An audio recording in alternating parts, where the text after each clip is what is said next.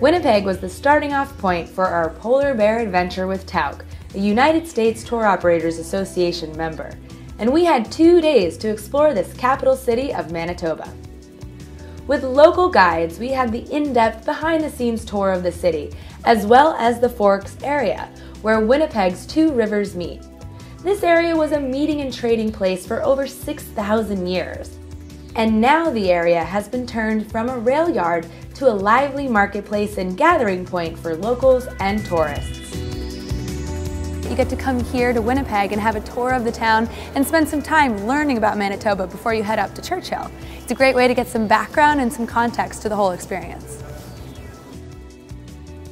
We had an engaging tour of Manitoba's legislative building. There was so much hidden symbolism in the art and sculpture that I was so thankful we had a guide, or I would have missed it all.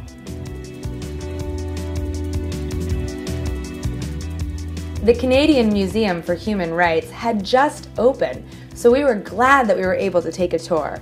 The building itself is an architectural masterpiece, and the displays inside were interactive, informative, and very creative. This was quite more contemporary than most museums that I've seen. Our evening welcome party was held at the Manitoba Museum after hours. We had the museum all to ourselves. We're here at the Manitoba Museum after hours, so no one else is here. They allow you to have a private tour where you can walk through and learn so much more about the history and culture of Manitoba. Having this opportunity to have a crash course in Manitoba history, wildlife, and culture made all the difference later on in our trip. We were also treated to a Cree hoof dance.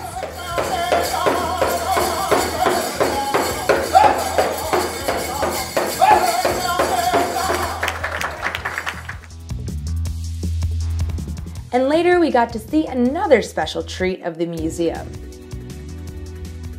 And for me, the highlight is being able to walk on board this, a replica of the Nonsuch, which is such a well-crafted piece of history. A real pirate ship. This boat had sailed in 1668 as the first trading vessel for the Hudson Bay Company, and we could walk all through this pristine replica.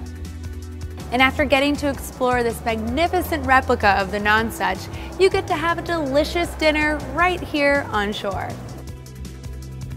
At dinner, we were able to get to know our fellow travelers and the guides before we headed up north for the experience of a lifetime.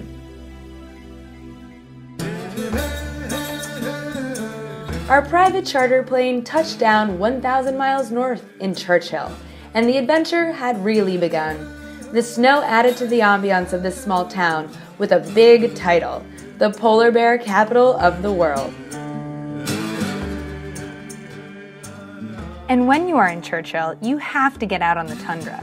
This vast, harsh landscape is beautifully rugged, and we were lucky enough to not just see the polar bears, but to actually interact with them as they came right up to our crawler. The tundra has more life than I could have possibly imagined, and a lot of history too.